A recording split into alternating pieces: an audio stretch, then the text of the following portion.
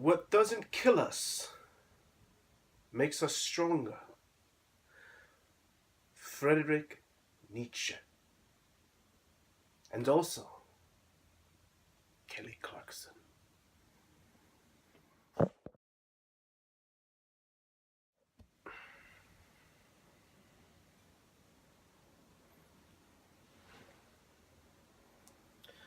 This is my story of what happened. It's the story of what I saw, felt, and thought during two of the most intense years I've ever experienced. It's the story of what led me to this crossroads of American history, and how I kept going after a shocking defeat. How I reconnected with the things that matter most to me and began to look ahead with hope instead of backward with regret. It's also the story of what happened to our country, why we're so divided, and what we can do about it. I don't have all the answers, and this isn't a comprehensive account of the 2016 race. That's not for me to write. I have too little distance and too great a stake in it. Instead, this is my story.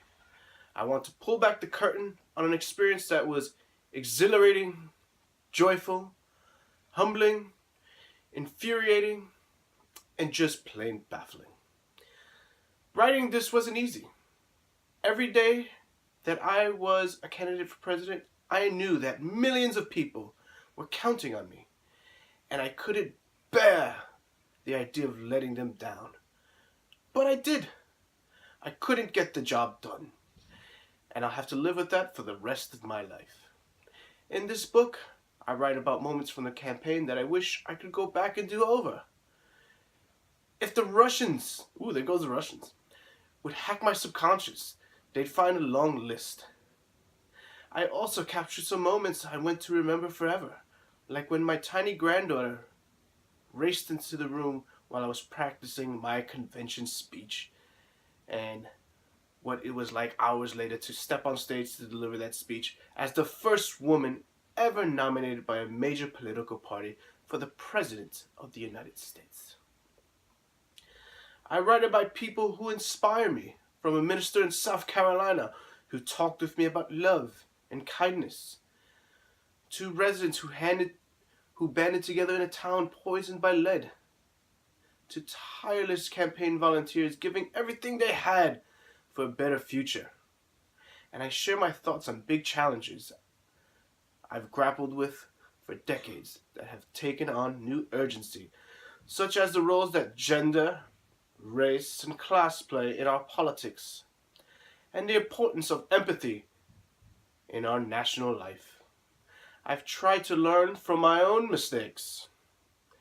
There are plenty, as you'll see in this book, and they are mine alone. But that's not the end of the story.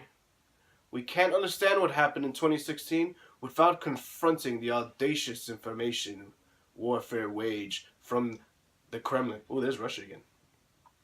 The unprecedented intervention in our election by the director of the FBI. A political press that told voters that my emails were the most important story. And deep currents of anger and resentment flowing through our culture.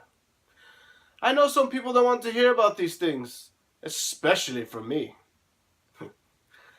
But we have to get this right. The lessons we draw from 2016 could help determine whether we can heal our democracy and protect it in the future, and whether we as citizens can begin to bridge our divides. I want my grandchildren and all future generations to know what really happened. We have a responsibility to history and to a concerned world to set the record straight. I also share with you the painful days that followed the election. A lot of people have asked me, how did you even get out of bed? Reading the news stories every morning was like ripping off a scab. Each new revelation and outrage made it worse. It has been maddening to watch our country standing to the world plummet, and to see Americans live in fear that their health care might be taken away. so that the super rich can get a tax cut. There are times when all I want to do is scream into a pillow. But slowly, on a personal level, it has gotten better, or at least less terrible. I did quite a bit of thinking and writing, some praying, some stewing, and in time, a good deal of laughing.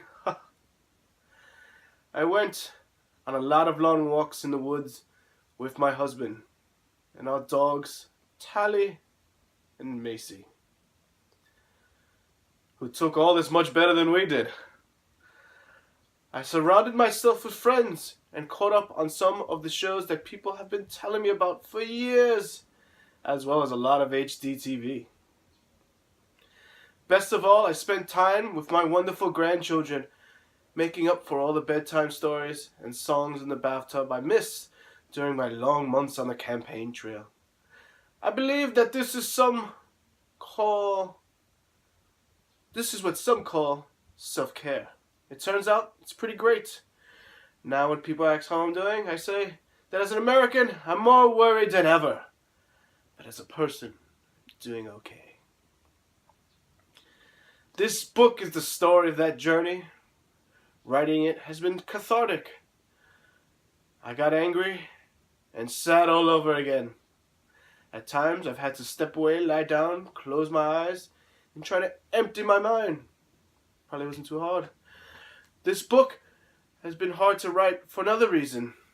I lost count of the number of times that I've sat at my kitchen table working on these pages, been interrupted by a breaking news alert, hung my head and sighed, and then took up my red pen and started revising.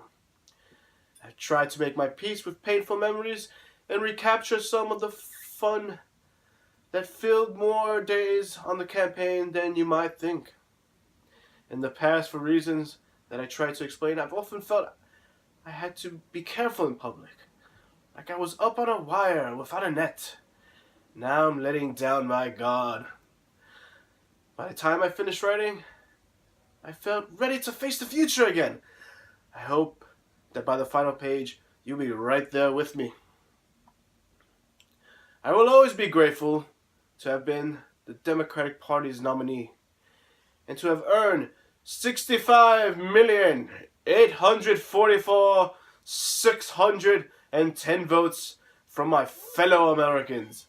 That number, more votes than any candidate for president has ever received other than Barack Obama. It's proof that the ugliness we faced in 2016 does not define our country. I want to thank everyone who welcomed me into their homes, businesses, schools, and churches over those 2 long, crazy years. Every little girl and boy ran into my arms at full speed or high-fived me with all their might. Long chats, the long chain of brave, adventurous people, stretching back generations whose love and strength made it possible for me to lead such a rewarding life in the country that I love. Thanks to them, despite everything else, my heart is full. I started this book with some words attributed to one of the pathbreakers, Harriet Tubman. 20 years ago, I watched a group of children perform a play about her life at her former homestead in Auburn, New York. They were so excited about this courageous, determined woman who led slaves to freedom against all odds. Despite everything she faced, she never lost her faith in a simple but powerful motto: keep going. That's what we have to do now, too. In 2016, the U.S. government announced that Harriet Tubman will become the face of the $20 bill. If you need proof that America can get it right, there it is.